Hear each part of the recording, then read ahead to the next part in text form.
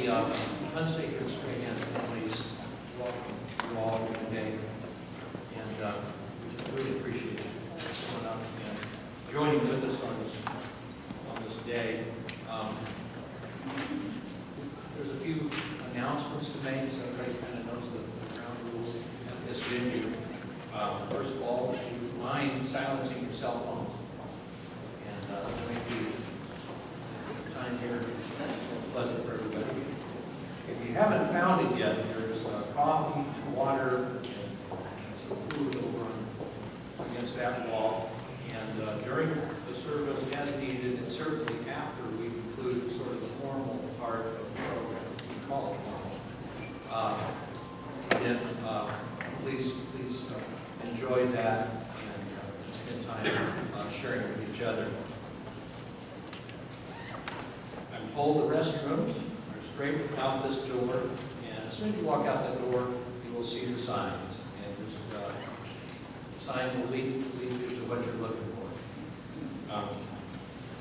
And this is a very important announcement as well. This is a no smoking venue, and not only is the building no smoking, the patio is no smoking, the pond is no smoking, the entire property is no smoking.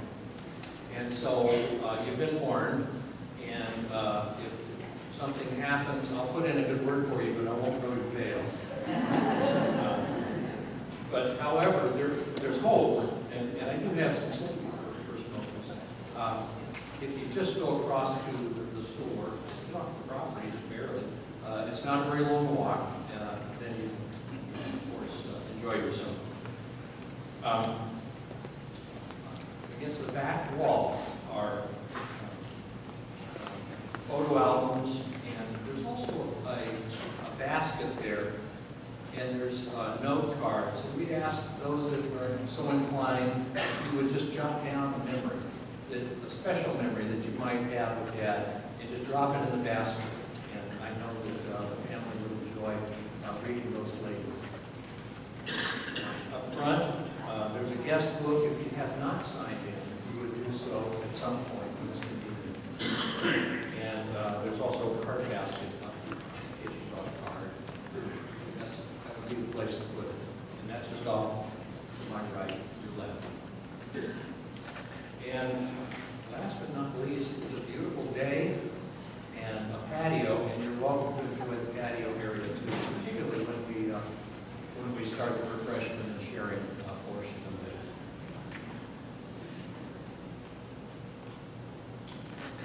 Everybody knows the reason they're here, and I was looking at the obituary in the paper that my brother Don did a magnificent job writing. But I've read it several times, and it struck me how inadequate that format is. And so I sort of look at that obituary as sort of the acorn. And then as you guys have shown up, we've watered it. And as we continue to share, both from the microphone and just in friendly conversation afterwards, then we'll get a glimpse of the oak that was Dad, Don Hunsaker II. So I look forward to the sharing this that will in here. This program, I have no idea how long the time speaking will be. I'm going to guess 3:30 or something like that. The rest of the time until 5 o'clock will be just a casual, let's get together, a plate of food, and talk to our buddies and strangers that we just met. And again, it's a very valuable part of this time together. So where the share our experiences, and everybody benefits and thrives in that. So if you would, those who are inclined, ask to bow, and I just do a quick communication. Well, Father, there's a lot of emotion here today. Lord, there's been a sense of loss, but you are God that heals and encourages. You're God of hope. And we ask your blessing on this whole event, that we might be encouraged and that we might truly celebrate Dad's life.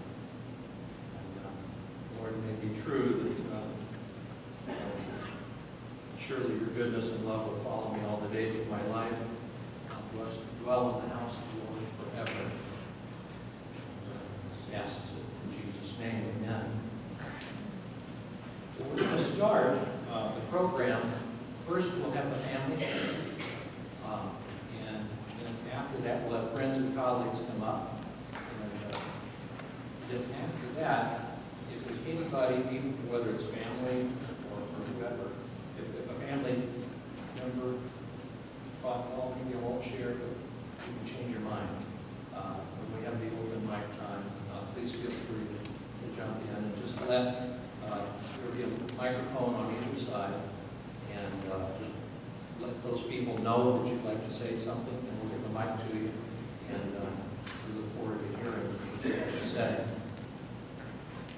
So, that brings us around to Barbara. And come on up. Barbara would like to share. We'll get this officially going.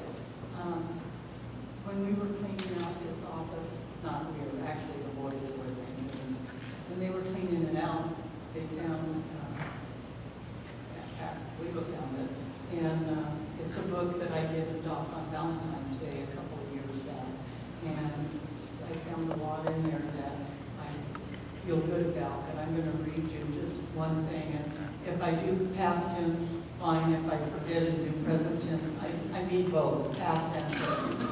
So, I may not correct me either way, but you're my soulmate. I'm so glad that you're a part of my life. It is such a privilege to know you, to share myself with you, and to walk together on the paths that make us so many beautiful, took us so many beautiful directions. I had heard of soulmates before, but I never knew such a person could exist until I met you. Somehow, out of all the twists and turns our lives could have taken, and out of all the chances we might have missed, it almost seems like we were given a meant-to-be moment to meet, to get to know each other, and to set the stage for special togetherness. When I am with you, I know that I am in the presence of someone who makes my life more complete than I ever dreamed it could be. I turn to you for trust, and you give it openly. I took to you for inspiration, for answers, and for encouragement. And not only do you never let me down, you lift my spirits up and take my thoughts to places where my troubles seem so much farther away, and my joys feel like they're going to stay in my life forever. I hope you'll stay forever too. And you know, I think he's going to. We already talked in that conversation, so he's still keeping an eye on me. I feel like you're my soulmate, and I want you to know that my world is reassured by you. My tomorrows need to have you near. So many of my smiles depend on you, and my heart is so thankful that you're here. And then I have a couple that just meant a lot to me, and I wanted to share with you.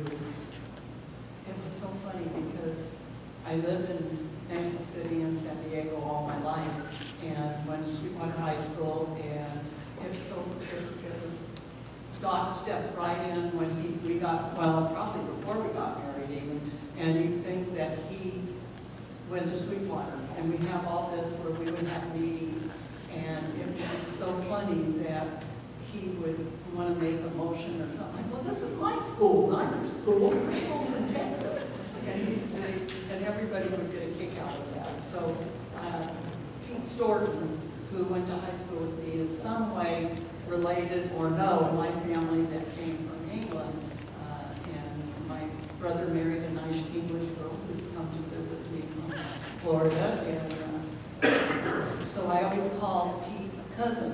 And so he wrote me a letter, and it's hello cousin.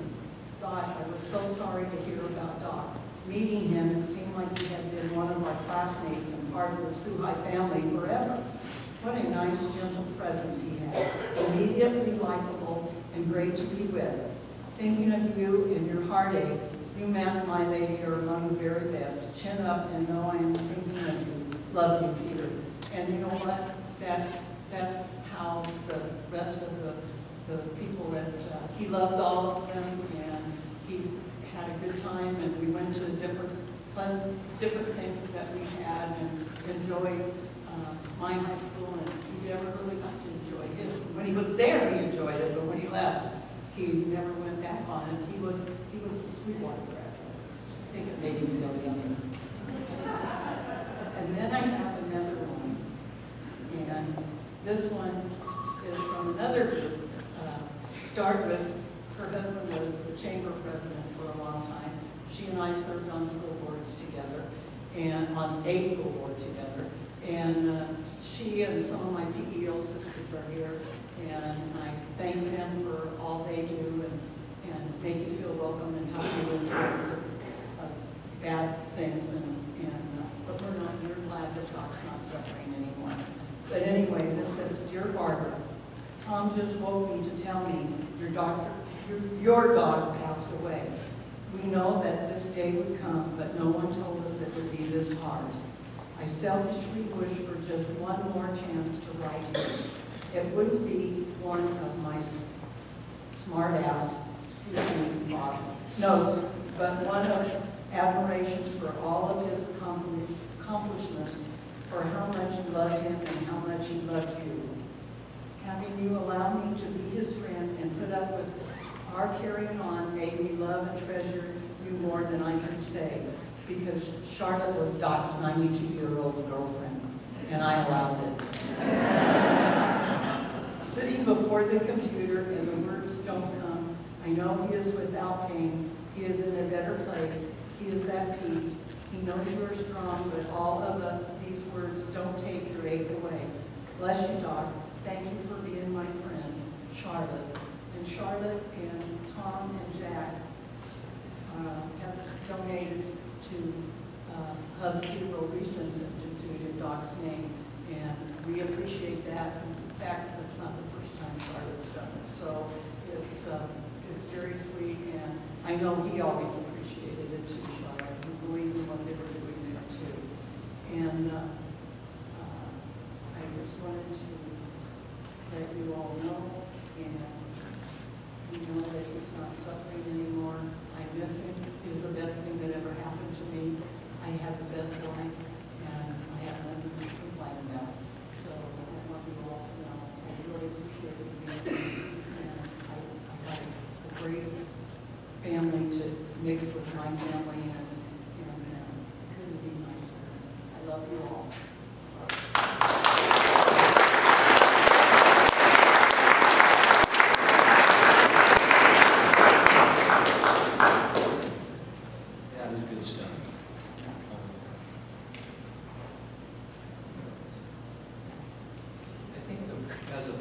Shares, we're basically inviting you into some pretty tender moments, and I think that's a good thing.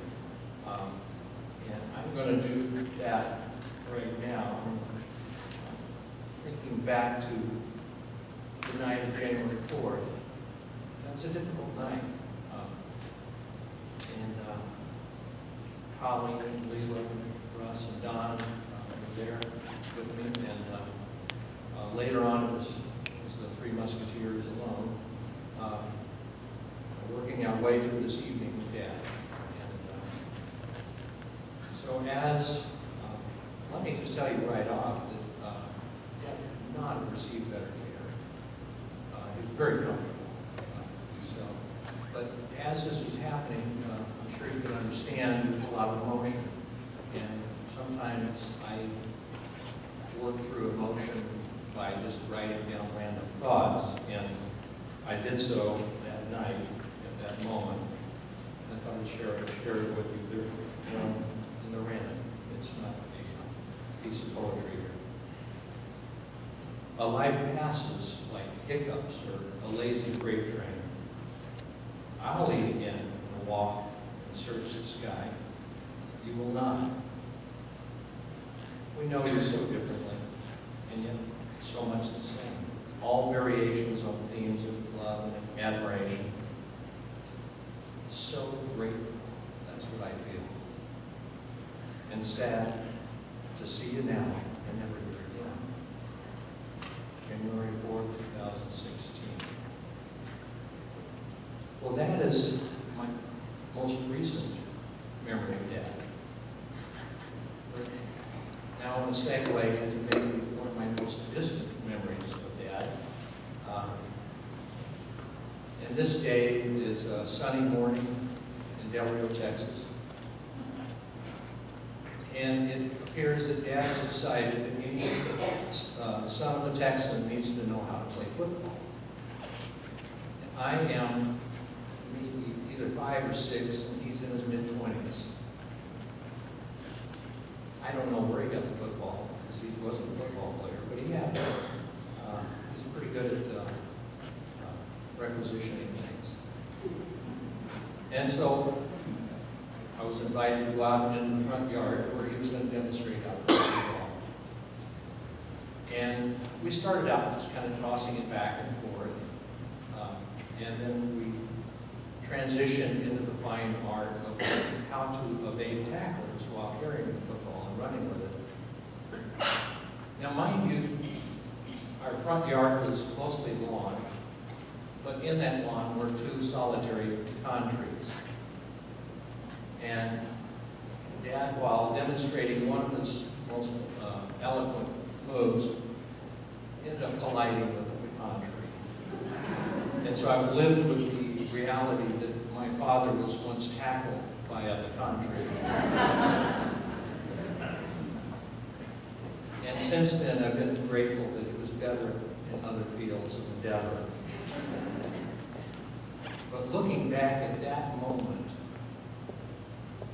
there was my father doing what a fine father would do. And he was raising me up the best he knew how.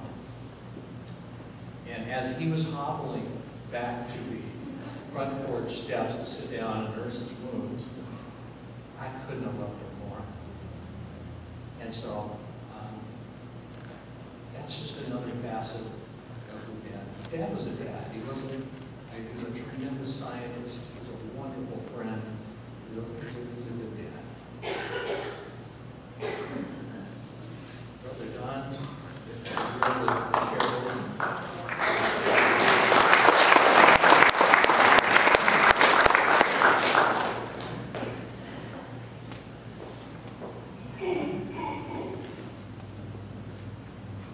Hi. Yeah, I'm Don Hunsaker, and oh gosh.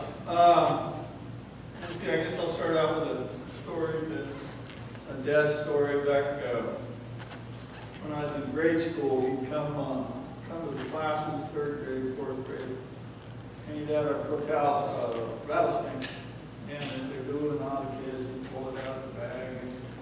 He'd always take out his pen and kind of open it up and get his pen back behind the venom stacks, lit the venom on it, and everybody just really did ooh and ah over the thing. But this one particular time, I think it was in the 4th grade, I forgot that he just got back from gym. And they had a couple of open sores in his mouth, so as the little presentation got on, it was like that Tim Conway skit, which you see with the thing, and he just kind of got a little limp, and kind of slurred a little bit, and kind of got the snake back in the bag, and just kind of dragged himself off and off. And nobody knew better until we got home, and then the other thing about Doc or Dad is that, yeah, he took science and nature from blue-green algae to amoebas to vital plankton all the way up through how nature and the environment and the world worked, and took platyrrhines and cat New World monkeys and Old World monkeys and mountain gorillas and marmosets and whales, and studied it all. And he always had the students and the research people with him at all times. And he showed just hundreds of students how to study, how to understand things, how to better themselves through education, and also how to do the research. And you could play and go have field trips and get crazy, but at the same time there was always the sanctity of the field notes, so that when you got back you could start putting things together, analyze, and put out a publication. And I think in the last 2 years he finished up one of the most extensive bird research projects for the military that's ever been done in the United States. It was like a 14-year project with noise and the birds, and he finished it up on time. It was a good thing. Everybody was happy, and he was great at that, and he's taught hundreds of people how to do that. But at the same time, he was a great dad. What he did with the Rosemont School District. I think at West Hills High School, his name's on the base of the flagpole over there, because he helped put that whole project together, the funding and everything to build West Hills High School.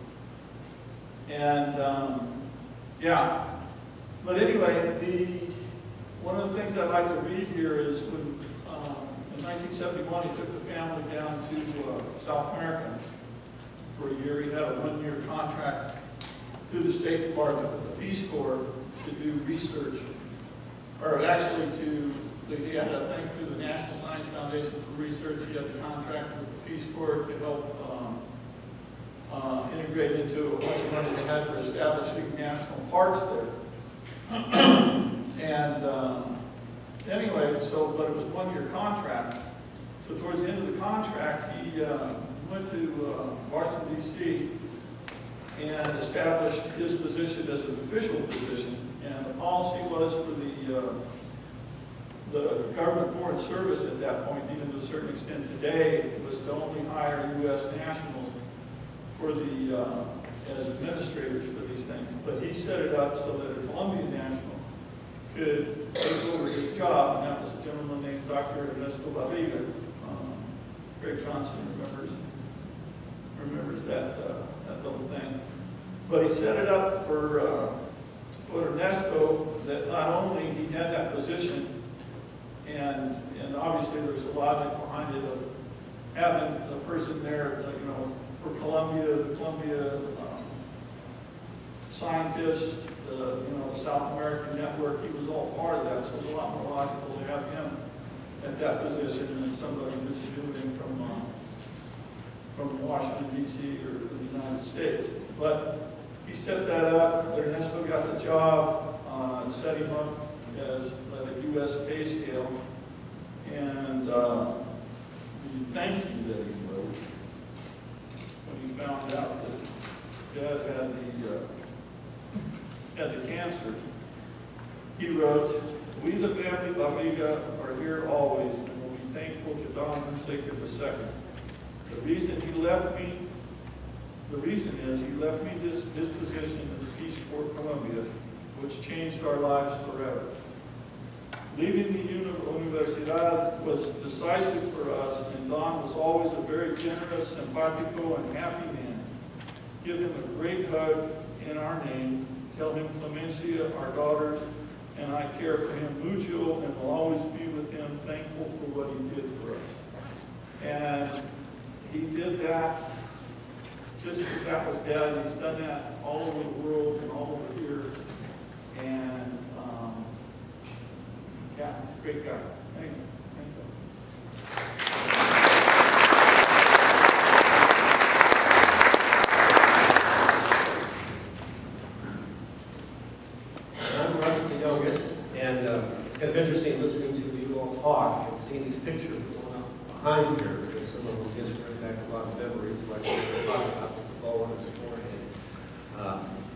character.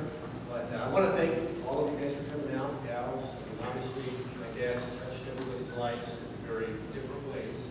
But all of them, there was kind of a theme going through it, which was fun and nature and fun, you know. And like field notes, I've got my field notes here. And so I'd like to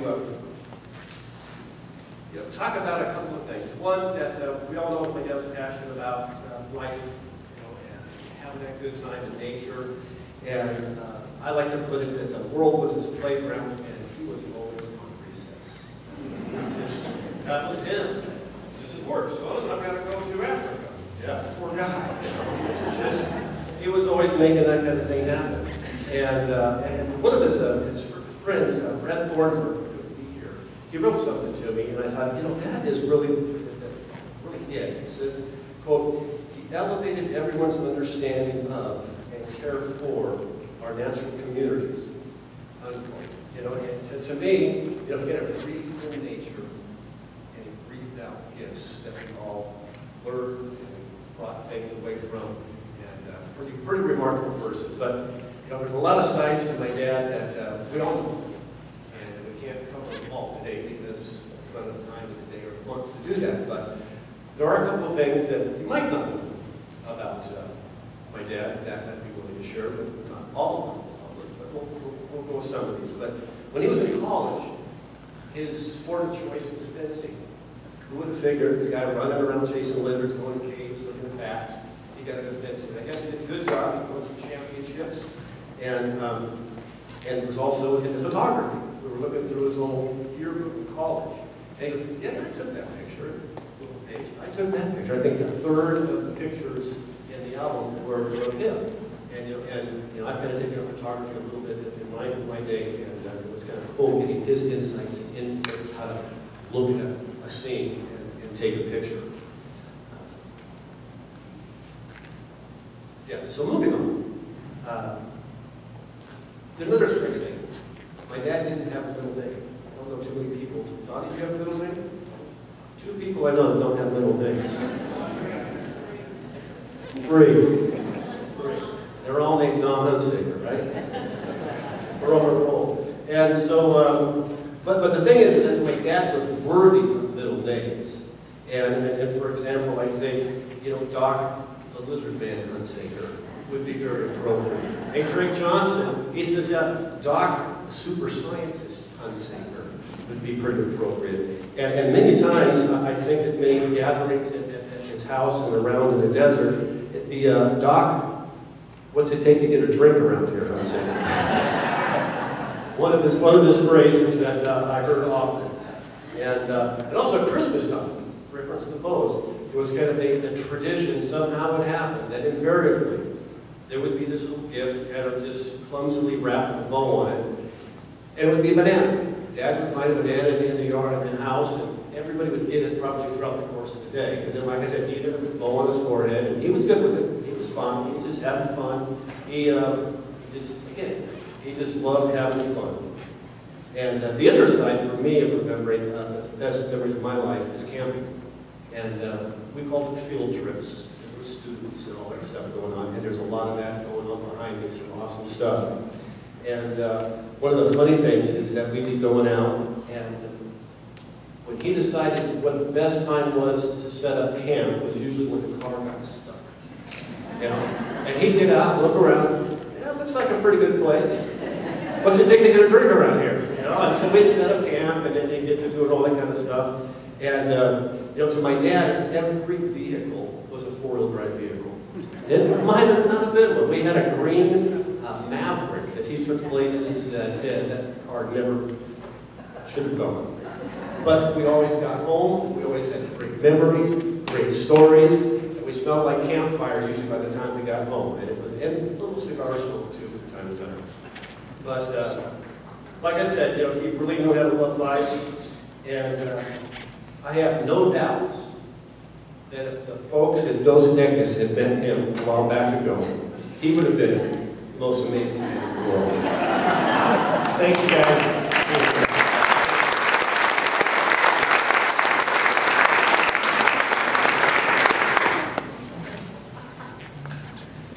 Wow.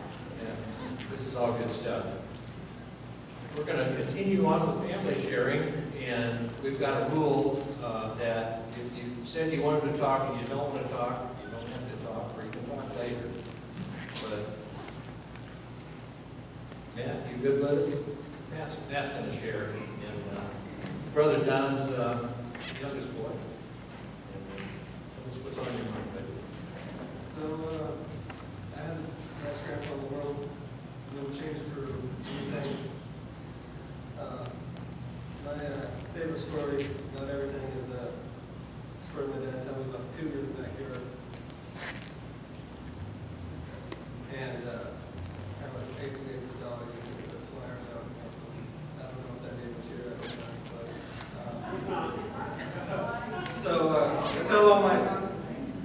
I tell all my coworkers that they say I'm full of it, but there's a picture of the cougar in the back, and it's always fun to rub it in their face.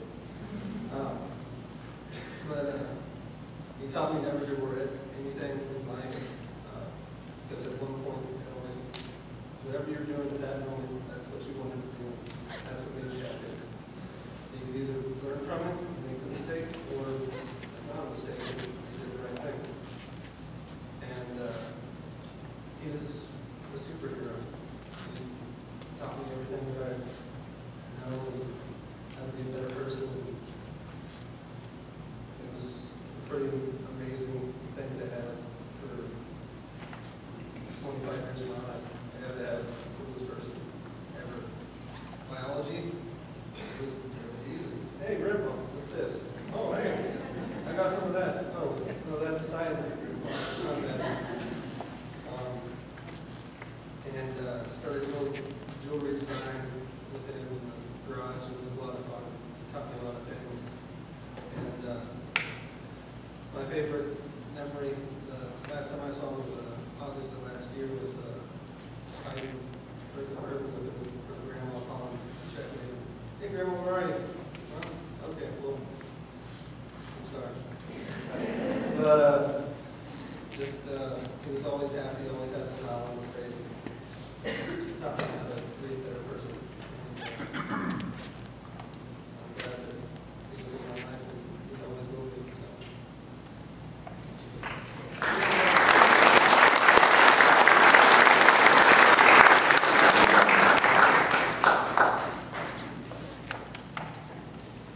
Well, how are we doing, family? Anybody else want to?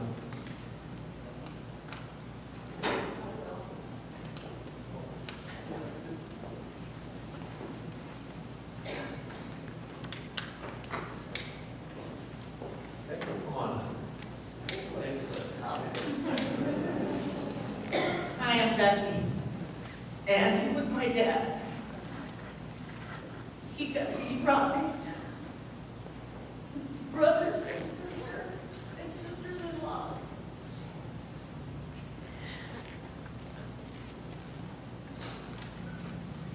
And I'll never forget that when we were at the dinner table, you sat next to him because you got the best piece of meat.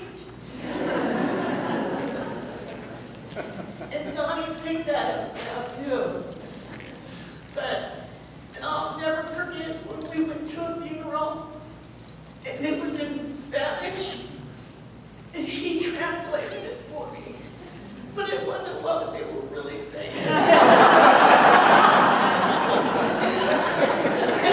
had to get up and leave because I was laughing so hard. Thank you to everyone for coming. I love you, Dad.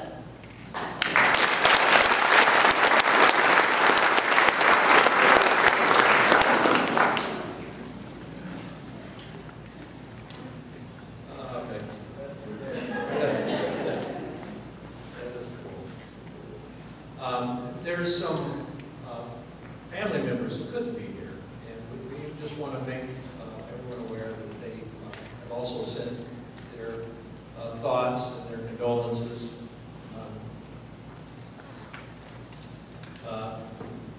Greg, better known as Chrissy's husband, sent a letter, and I'll just quote a concluding paragraph. Priscilla, our kids, and I wish we could be there today for the public celebration of Doc's life. We'd love to hear all that will be said about him and share in the laughter and incredulity that somebody like him actually inhabited our world. I'll leave it with this. Thanks be to God for such originality. I couldn't have dreamed up a life like his in a million years, or even all the number of years the evolutionary process has taken so far. That's Greg and Chrissy Hunt. And then some of the Texas relatives, they send their regards. Judy Llewellyn, my aunt, Betty Jo Holder, my other aunt, and my uncle, Richard Roberts.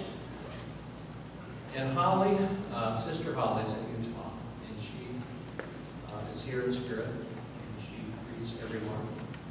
And I'm sure she'd be proud of what's happened so far. So we're going to transition down into friends and colleagues. And Craig, would you like to come on up? Craig Johnson is a former grad student, one of Legion, but a particularly friendly and learned one. And as a result of some of his exposure to Dr. Hunsaker, I'm sure there were other influences. He went on to teach zoology at Taft College. And Rick, why don't you take it from there? Thank you. As he said, my name is Craig Johnson. I just retired at Taft College. I've been there for 35 years teaching zoology, and I can guarantee you that that would never happen if it wasn't for Don Hunsaker. I first met Doc back in fall of 1973. It's hard to believe that it's been 40 plus years. He was teaching at San Diego State, teaching a class called Natural History of the Vertebrates. And he was a professor that just brought the class to life. There's no question about it. He exhibited great enthusiasm for science, enthusiasm for life in general. And he was hilarious on a daily basis. You just loved to go to school because of the stories that he would tell. He was an absolute first-rate storyteller. And as the years went by, I had a chance to hear some of his stories several times. And every time I heard the story, it would change a little bit. But kind of like wine, it got better with age. There's no question about that. If you look back on your own education, we've all been exposed to professors and teachers. And you might not remember what they taught you, but you definitely remember how you felt. And Doc made me feel like I belonged at San Diego State. That's hard to do in a school of 30,000 students. He made me feel special when becoming a member of the extended Hunsaker family. And one very important thing that he did for me after a period of time was he wrote me a letter of recommendation to get into grad school, which was very important because I was such a poor student, I needed all the help that I could get. In addition to that letter of recommendation, he also agreed to be my major professor as I moved on to grad school. Once in grad school, Doc traveled with me to Colombia, South America. He got me set up in the tropical rainforest, working on primate ecology, and I lived with Don Hunsaker III for a short period of time while they worked on getting me a spot to go ahead and do my research. Doc told me at the time that everything was going to be paid for through what was called the Hunsaker Foundation. But what I really know is that he was pulling that money out of his own pocket. After months in South America, I returned to San Diego. I got hired as an assistant, grad assistant, taught human anatomy classes at State, and in that very first class, I met my future wife. Probably wouldn't have happened again without Doc. I also taught at the Grossmont College and San Diego City College and worked with Doc on this book, The Biology of Marsupials. At that point in time, I was absolutely loving life. I could have gone to school forever, worked with Doc, and everything would have been perfect until I made one fatal mistake. And that fatal mistake was to apply for a full-time position at Taft College just to get some experience in going through an interview. I really didn't plan on getting the job. I wasn't done with school at that point in time. And it turns out that I got the job. I called Doc right away, told him what had happen. And he said, well, you know, you're not done with school yet, but you better take the job because the full-time positions are very, very difficult to come by at this point in time. So that's what ended up happening. I ended up going back later to go ahead and finish up my degree.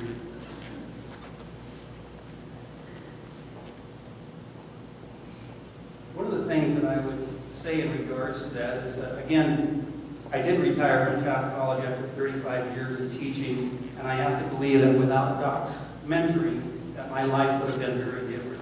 I can never thank Doc enough for helping me to achieve my dreams. So I didn't see Doc often.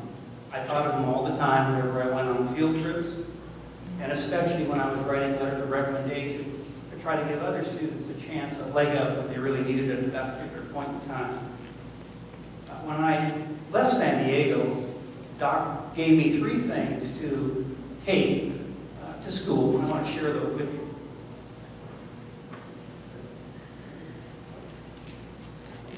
These 3 specimens have been good for oohs and ahs for a number of years. The first specimen is a vampire bat skull.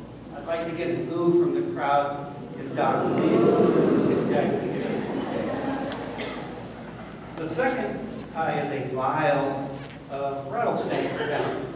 We collected this back in 1968. Donnie already stole my story in regards to Doc. Every time he finished milking those rattlesnakes, he would go ahead and lick the pin. And some interesting things did happen. I don't know if he got a buzz off that or what. That was definitely one of the behaviors that I never followed through with. The third gift that he gave me was a vial of porcupine quills. And I thought, why give me a vial of porcupine quills? And he said, if your students don't respond to the first 2 items, he said, you can always use this to get them up off their butts and start. I've got 3 quick Doc stories that I'd like to go ahead and tell. The first one was in regards to fish identification. Doc definitely was a field biologist. He loved to get out in the field. He took his students on field trips all the time. And one of the most common places he liked to go was to go out to Mission Bay and use a net to go ahead and collect fish in the waves. And once we got the fish collected, we put them in a bucket of seawater, and eventually he would pull them out one by one and start to identify them for the students. They were eventually going to get tested on them. Well, invariably what would happen, he would get to a couple of fish that looked very similar to one another. And so what he would do is to reach into the bucket of live fish, pull one out, put it in his mouth, chew on it, think for a while, spit it out and say, that one is definitely killifish. They're the ones that taste like crap.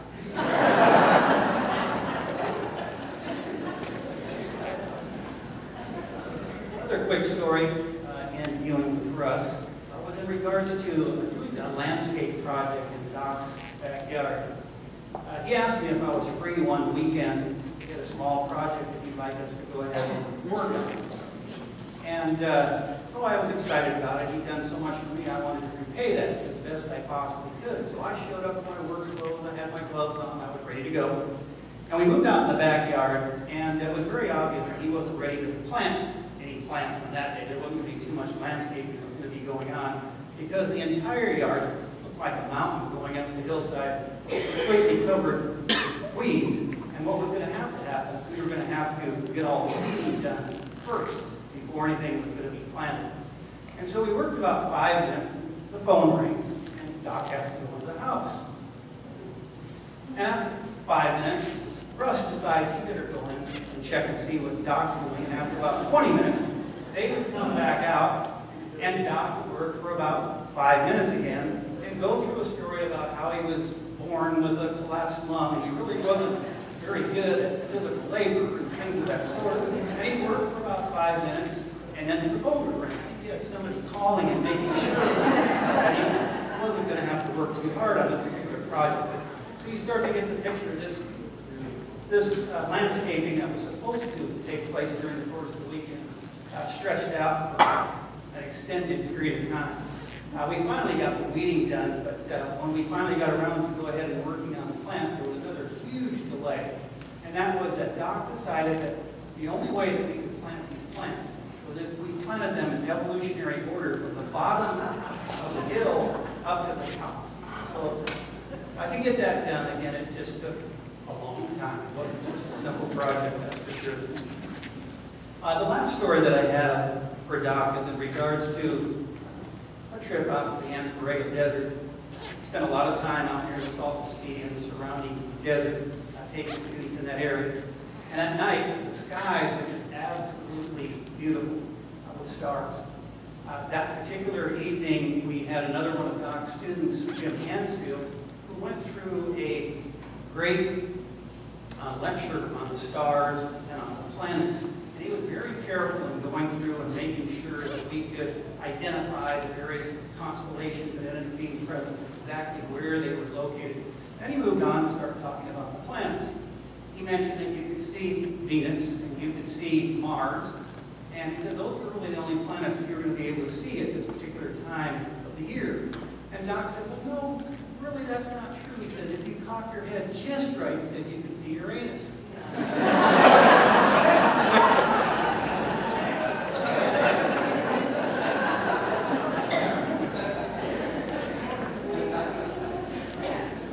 I'd like to say thank you to the Hunsaker family for their hospitality over the years and inviting the extended family in. Doc's spirit, his enthusiasm, his love for science and the natural wonder lives on certainly in a number of things.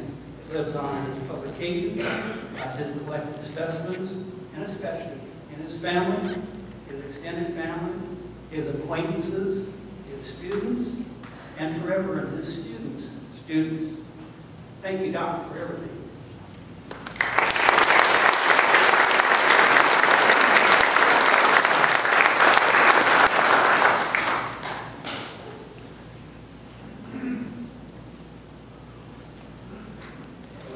How about that? Yeah.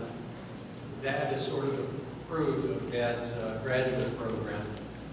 Some of it. There was much. Is Don Kent here today? Okay. Don Kent is here to speak about somewhat similar things, but he represents the Hunsaker Research Institute. And Don, can you give you Good afternoon. Bob Sutton, I'm president of Hunsaker, and thank you to the Hunsaker Barbara for inviting us to be here today. I've been asked to say a few words on behalf of Doc's colleagues at the Institute. First thing that amazed me about Doc was his ability to work a room, to work a crowd. Most of us in science want to be in our laboratory or out in the field or playing on the computer, writing a paper, going to a conference, and our interactions with other humans are more of a requirement than something we really want to do on a day-to-day basis. But Doc was just the opposite. He was everywhere all the time. I have to go out and represent the Institute community and the research we do quite a bit. And whether I'm speaking at a Rotary Club or city council meeting or just a regular group of interested citizens, invariably somebody would come up and now, do you know this Doc Hunsaker guy? He's a guy I've known for a long time, and I just think the world of him. And, you know, they all knew that he worked with us at the Institute. It was always amazing to me how respected he was, not only in the scientific community, but in the lay community as well. I'd like to think back on the interactions I had with Doc and the types of things that he taught me. I wasn't a student. I really got to know him best after I started managing the Institute. And he first became really involved with us after he retired from San Diego State. He and Frank Aubrey came into my office one day with this idea. They had been approached by the Navy. I think Don relayed a little bit about this earlier, but what the Navy was having a problem with, the Marine Corps Air Station was having a problem because there was a concern that gnatcatchers at Miramar and East Bells Rios and Camp Pendleton were going to be adversely impacted by helicopter and other aircraft operations. And they had actually come to Doc and Frank and said, well, we'd like you guys to my experience in science has been, you take a fish, put it in a tank, compare it to another fish in another tank, feed it swim this. And so it's all very controlled. Temperature, day length, all these different things are controlled. But here these guys were proposing doing research on endangered birds and turn Camp Pendleton and Miramar Naval Air Station, Marine Corps Air Station, into huge in-situ living laboratories and try to control for all the different variables that might have an impact on the survivability of these birds. And just from the political context of it, we're endangered birds, military preparedness, habitat, critical habitats, all the interest people have in endangered lands and endangered habitats. And right in the middle of this, these guys are going to propose this rather difficult, extremely complex problem, study to be done to solve this logistically very difficult problem, as well as analytically very intricate. Trying to work with live animals out in the open and then have some data afterwards that stands up to the rigors of statistical analysis is very, very difficult to do. So, although Frank passed away before the project ended, Doc's team did a great job in answering the very difficult questions that the Department of Navy needed answered, and in bringing that information forward in a manner that the people could relate to and have an understanding of. And that's a gift that a lot of us in science don't. It takes us decades to learn how to do. And what it taught me was that it's one thing to do great science, and it's another thing to put it into the context of where it's going to get used. Having it sit in a scientific publication is the critical first step, but how you translate that into something that regulators can use and the public can understand is what allows science to solve problems. If it's all going to be done on a political level without the science being understood, then we haven't done our job. The second thing I learned from Doc was that if you're faced with a problem, you need to break it down into its component parts and start working on it. I don't think I would have undertaken the study that he was willing to do. And really, you have to think on a scale that's commensurate with the importance of the problem to be solved and the ramifications of the results. So you don't think small. If you've got a big problem, you have to come up with big solutions. On a personal note, I've always felt very out of depth being the leader of an organization of people that are so much smarter than I am to run. And with Doc, he was always there with a compliment when things were going right, and he was always there with a reassurance when things weren't going as well as we wanted them to. And I'm always extremely grateful for him, because that's something that comes with a lot of experience. And he was always willing to share and be a great mentor. I'm so grateful for the time he spent at our institute. It seems that a lot of people want to go through life, and when it's over, they want the John Smith Center for whatever named after them. And as the last speaker mentioned, Doc's legacy, I think, is a lot more important. And buildings go away, the needs for the buildings go away, but the need for what Doc has taught so many of us how to do is just getting more and more important over time. And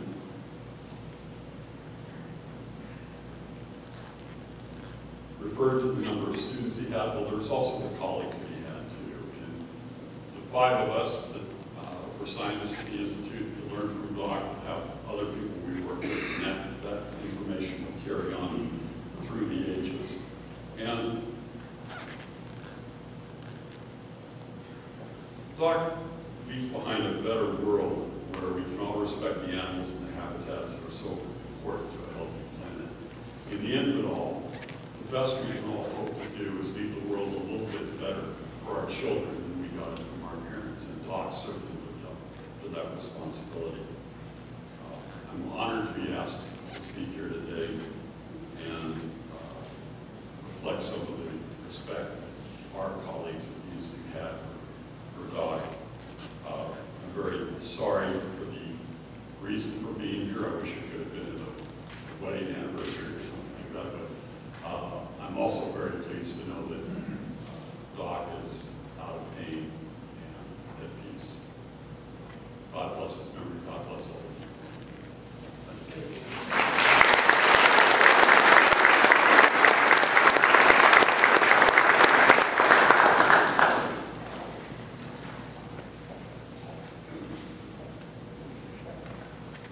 Don, I do want to emphasize that while he didn't get a building named after him, he did have a species of lizard named after him. Howard. It's not a sweet thing.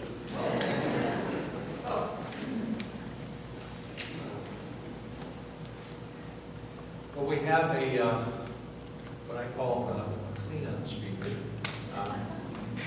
There's a reason for that. Diane Jacob, if you want to come on up here, she is a stalwart representative of the 2nd District in the County of San Diego. She is the county supervisor. Also happens to be a dear friend of Dan and Barbara's.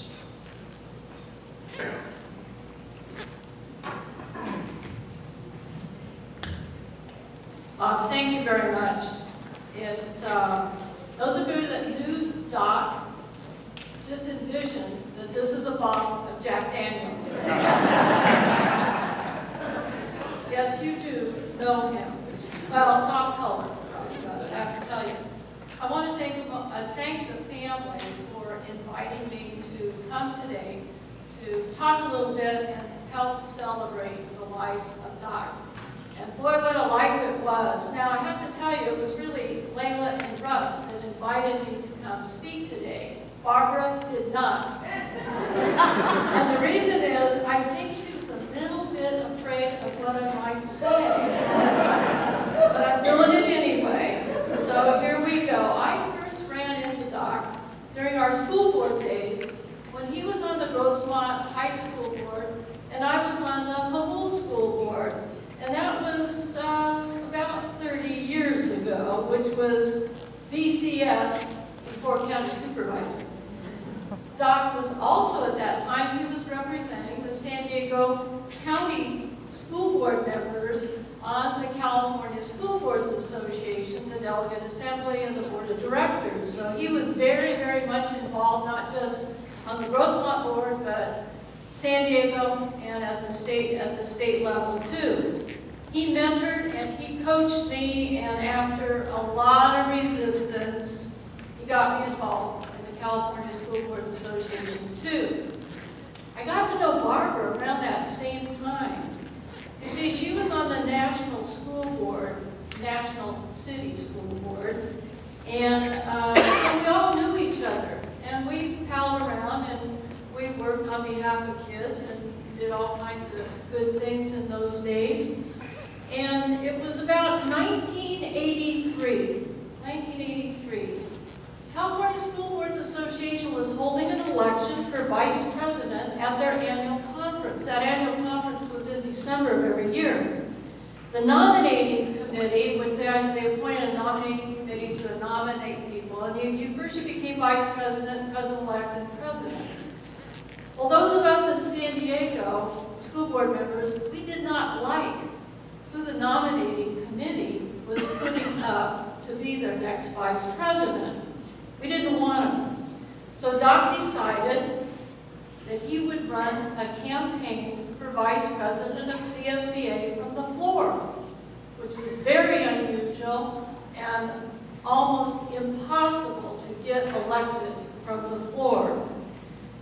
Well, we did it, and I'll tell you in a moment the outcome, but bottom line is, it did not stop Doc, even though the odds were absolutely overwhelming. So it was right before the annual conference that year, in December, and it was in San Francisco, where the election was to be held, and Doc's wife, Ann, died suddenly.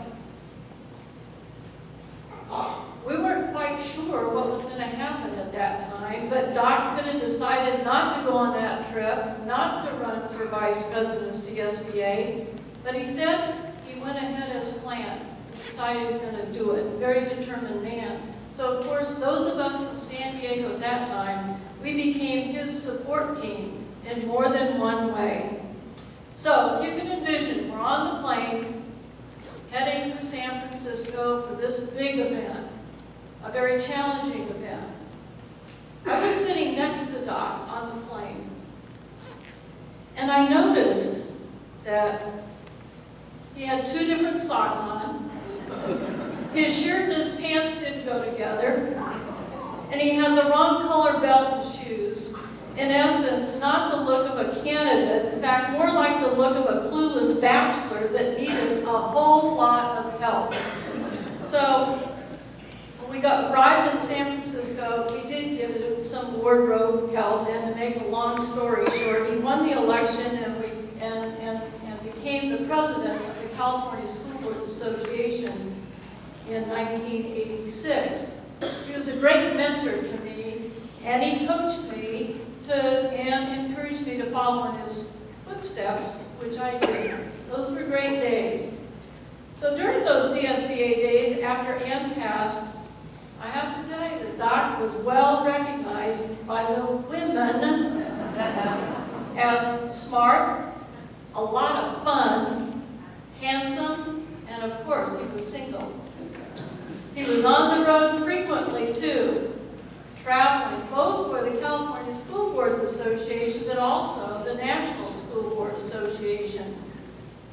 And there were conferences all over the country, and Doc, as far as I know, didn't miss a one.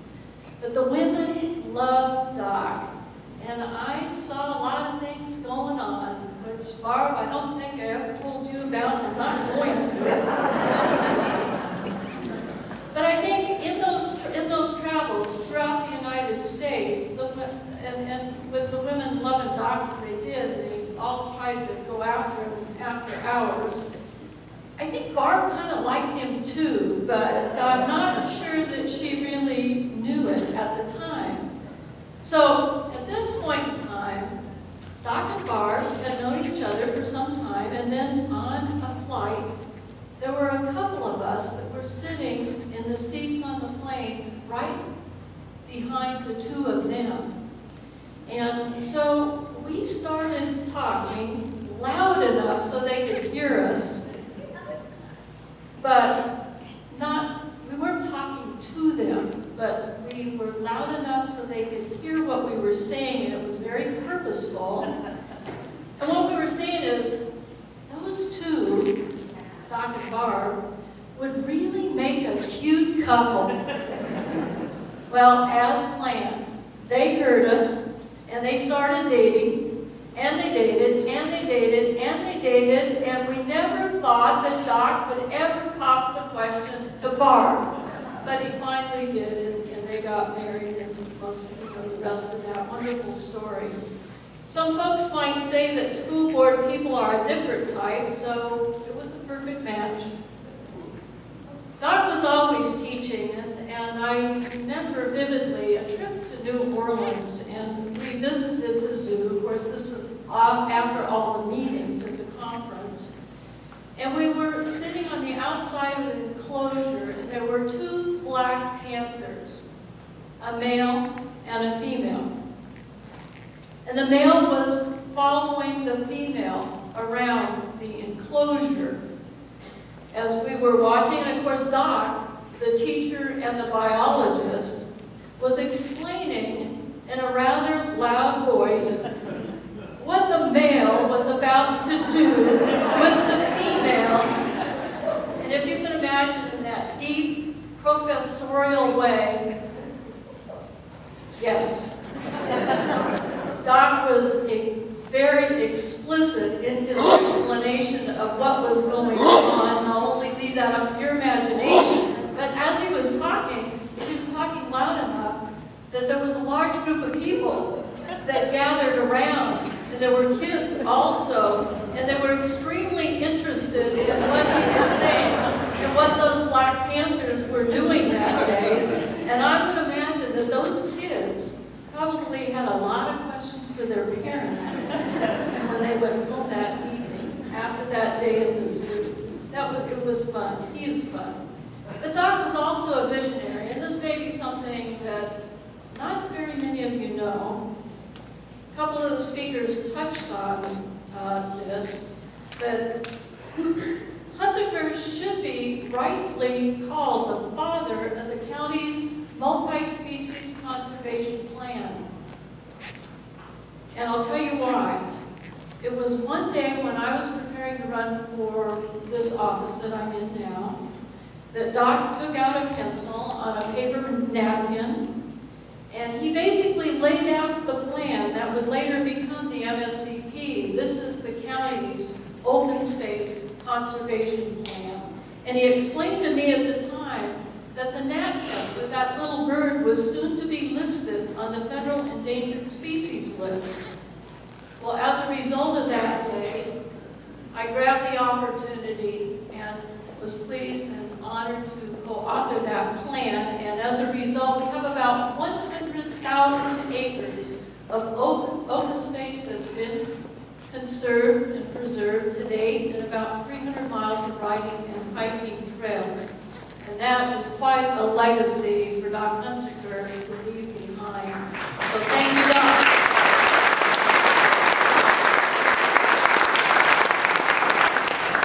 Doc lived life to the fullest. He was a mentor, a teacher, a coach, a good friend, and lots of fun. And he has enriched countless lives, and the world is certainly a better place because of his work. Good times, great memories. They just don't make them like Doc anymore. After all, how many people could say they have a lizard named after them? After spending 37 years teaching, working with graduate students, and pursuing those research projects all over the world, Barb, was that you? I suppose that you deserve to have a lizard named after you. So, to the Hunsaker family, Barbara, I would like to present to you a picture of Sceloporus Hunsakerii, in other words, known as Hunsaker's spiny lizard. And I want to proudly present this today to the family in memory of Doc. And here it is.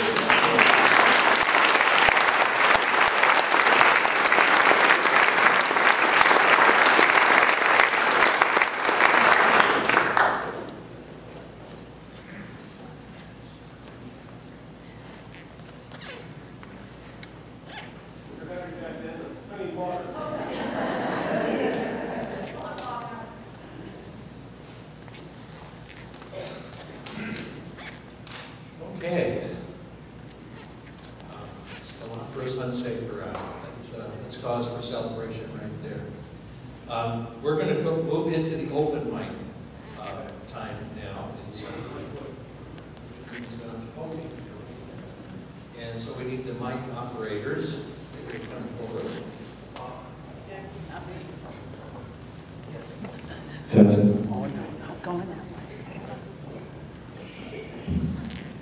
In a moment, we'll do this.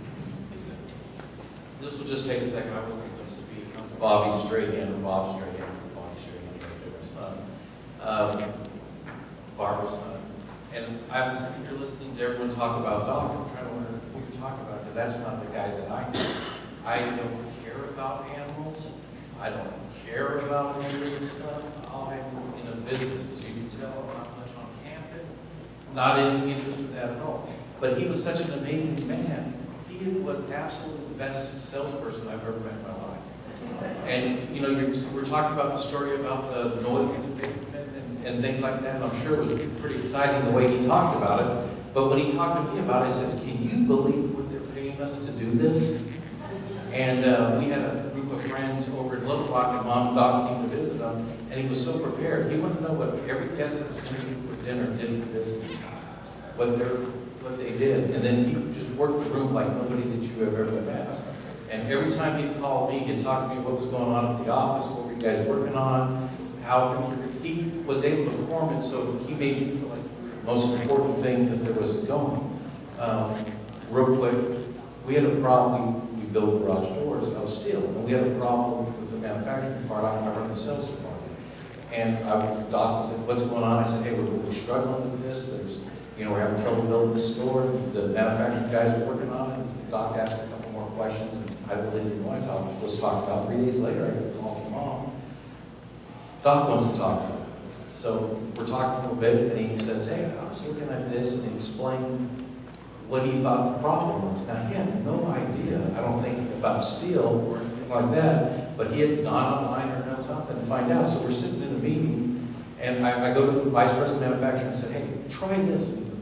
You're a sales guy, get out of here. You run the sales department, I'll run the manufacturing. And we're sitting there, and the president of the company is livid, upset because these manufacturing guys can't work it out. And I'm sitting there, and I just thought, what the heck? And I threw the idea that Doc had, he looked at it, thought about it, they went out and plant, tried it, and it worked. I mean, it was just amazing what he could do and what he could come up with. So, and the best thing of all, my mother couldn't have a better husband. They had a great time together, and it was absolutely wonderful.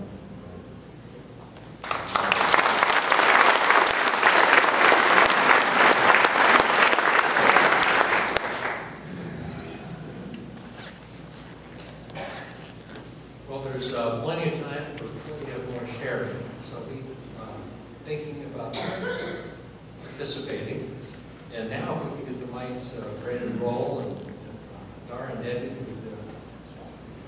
and I actually have one right over here. And Lulu, who has been a part of the family for a long time, in fact, I have a stocking that I think every Christmas it says Russ that you made back before I remember things. But here's Lulu. Thank you. And my love and my heart goes out to the Hunsaker family. I've been a part of their family since 1963. When I entered college, my late husband was already a grad student of Doc's, and so I had to learn the tricks of the trade. And every weekend, many weekends, they went to the desert to do road running and catch lizards and snakes. And my late husband went on to become also a assistant curator of Museum of Natural History for Doc, and also became a science teacher. God bless you, Doc. Anyway, one weekend they were going to teach me, and I'm 20-year-old, how to catch a lizard.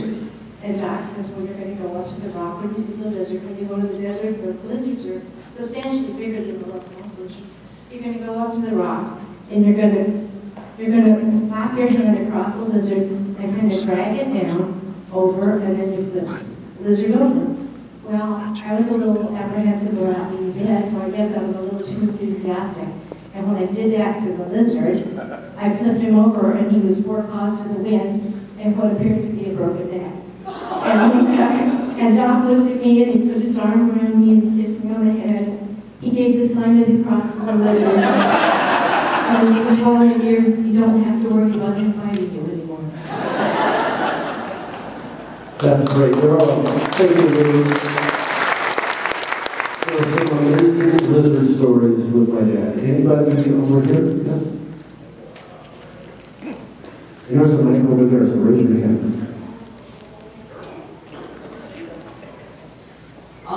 I was in Doc's life, Greg was. Greg and I were kind of people together there. I met Doc as a naive little 17-year-old, first time away from home. And he kind of took me under his wing. I played his office assistant for several years. I knew I wanted to teach science. I only hang in 30 years. You've got me 5, right? And when I left, he gave me a vial of rattlesnake venom. Mine's from Sam. And I also got a vial of porcupine quills. 2 stories about Doc. I was sitting in his office. He was there. Phone rang, and they said, hey, outside the science building, there's a snake. We need somebody to come catch it. So Doc and I went downstairs and out. There's an incline with nothing but ivy. We're looking around for maybe 5 seconds, and all of a sudden, I see it! And jumps down, belly first, rolls around to his back, snake in his hands. And then we spent the next 30 minutes looking for his glasses that flew off.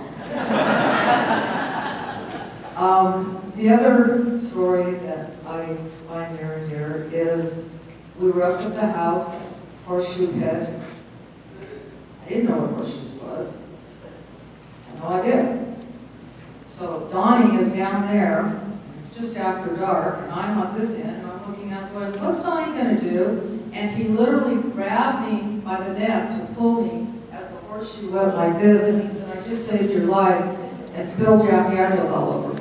And his comment was, that's the best use of Jack Daniels other than drinking it.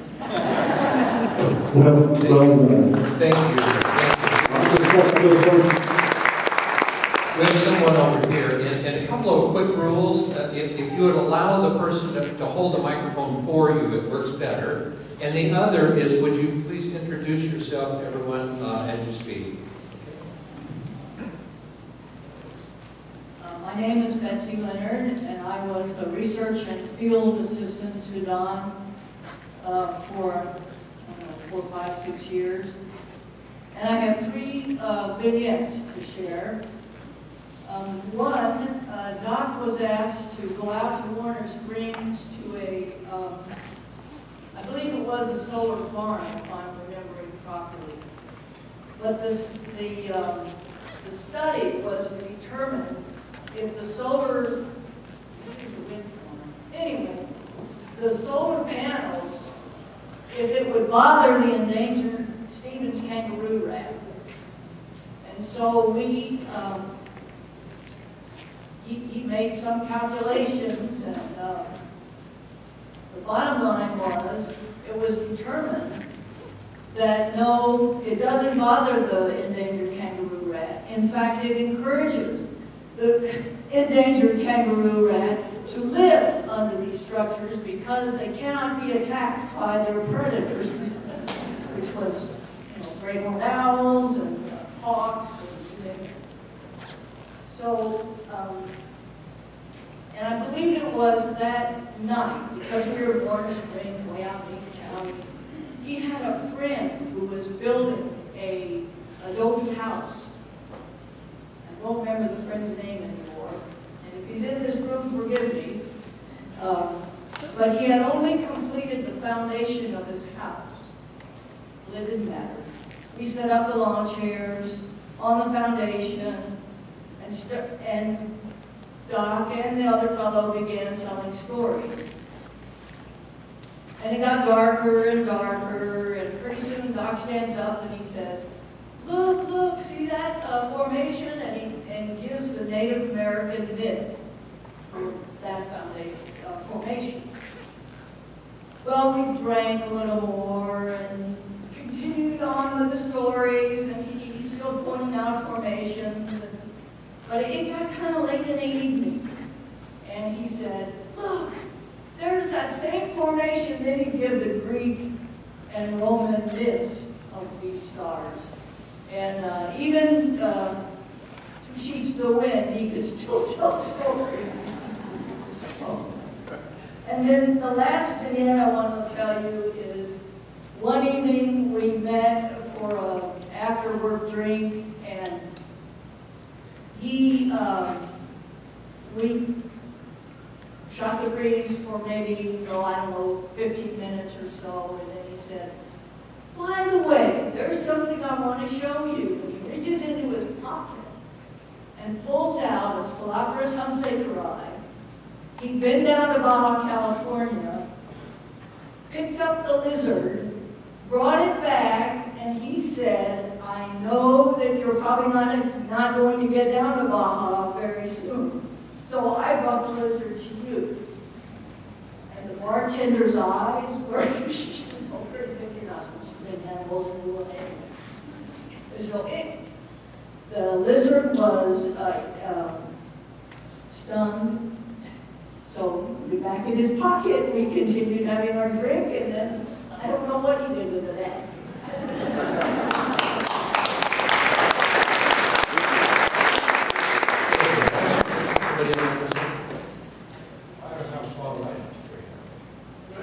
All I can tell you is that Doc and I were best friends.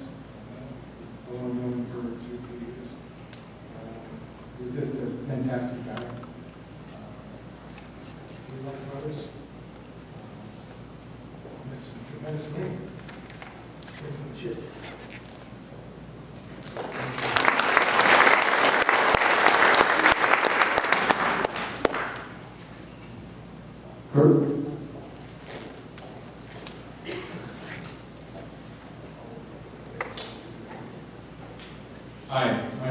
Dr. Kurt Klein, and I've been a friend of Don's for a long time.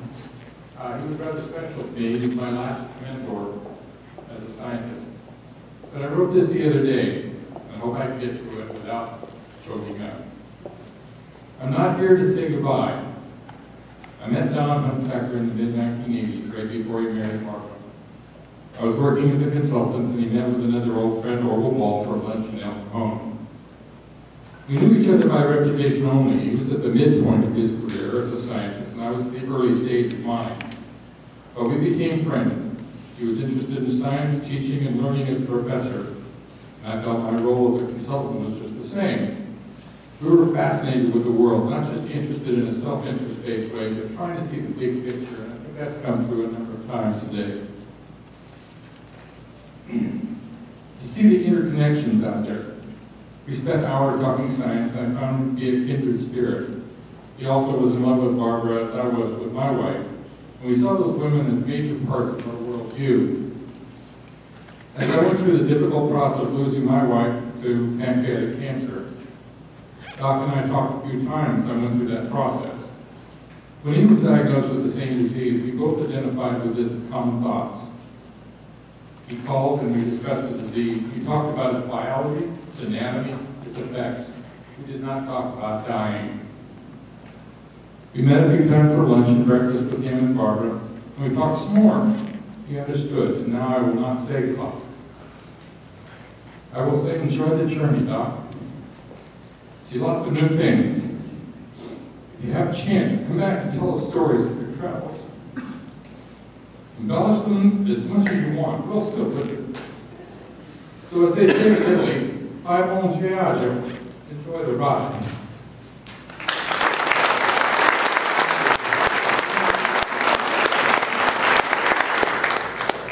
I'm Larry Campbell, and I worked at Helix Water District. And I met Doc. I needed a consultant, and he's about the best one I ever had. And we would go on trips. We would go back up to Lake Cuyamaca, or out back at the Diverting Dam, or even in Monty Basin. And one of the things I never understood until today was Doc's affinity for snakes. We would stop, he'd say stop, and I'd stop, he'd run up a bank and come back, and I don't like snakes, and go over this rosy boa and how marvelous it was, and then run back up and put it up, back where it came from. And this was in the late 90s. And then he was chasing around at the Diverting Dam, catching, stomping on this snake because it had eaten something, and he had to see what it was. And I still don't like snakes. But I'm not one of his students, but he taught me more about environmental stuff than I probably want to know now. And he helped a lot when we were preparing our own, Helix's own NCCP. He helped when they were going to list 2 plants at Cuyamaca, which would have threatened our whole water regimen at the lake. And because of him, I think, they weren't listed.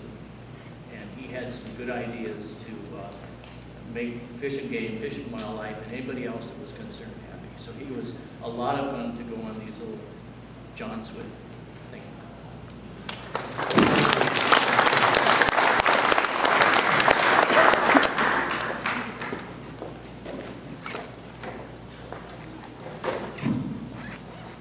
My name's Tom Hahn, and I just want to tell you, first of all, that Don was an absolute brilliant Teddy Roosevelt kind of guy in the field. Just a marvelous man. I met him when I came to San Diego State in about 1959-60, about the same time he did. Was kind of wandering around trying to finish a bachelor's degree in biology, met Don, Crawford, and a couple of other colleagues, and they said, you know, I think you ought to hook up with Don and get into this animal behavior business, and I did. And I tell you, my entire career after that was based on his mentoring. I was, 20-some years old, and he said, working at the zoo, driving buses? Yeah. I can get you in the zoo at night, day, you want to study some animals there? I said, okay. said, I'd like to work on a project with South American sailors and mobilization and behavior. And I said, fine, I'll do that. So 2 years. He said, write that up for me. I wrote it up. Called me in his office. I said, I think I'm in trouble. He says, Tom, this is pretty good. We're going to co-author this and publish it in Animal Behavior. And we did. A year later, I'm up for my master's and I'm worried. He said, well, hell, we just published half of it. What do you think they're going to do? Throw you out of here? You know, just... So I said, I guess you're right. Now, I want to do the pebbles in the pond thing. His mentoring also basically conveyed to all of us graduate students and people that work with him a kind of a lifestyle of working with his own children and camping and sort of the rules of ecology. You know, if you're going to go hunting, you don't shoot stuff unless you're going to eat it, kind of thing. And I taught my sons that. I got them interested in life sciences. Number one son today is a major in the Australian Army with a PhD and an MD in toxicology. Why? Because I followed Doc's example. Number two son is the chief of the fire district in Vista, and he knows more about wildfires and protecting habitat than probably anybody in the upper echelons of fire departments in California. Now that's me, just one person in 37 years of contact with hundreds of graduate students, researchers, student assistants. Can you imagine the little ripples in the pond that Don started? That's his legacy. Thank you.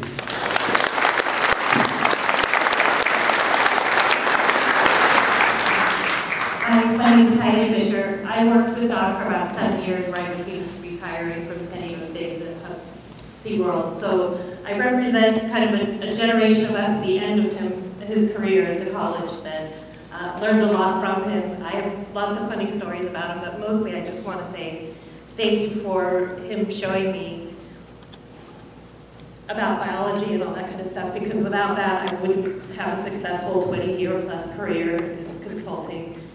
He had a wonderful environment where I could learn the behavior of animals before I went out and learned about regulations. So it's really nice to be able to put those two things together now later in my career. And I wanted to say to Barbara that I always enjoyed watching the relationship between Doc and Barbara. It was always wonderful. So thank you.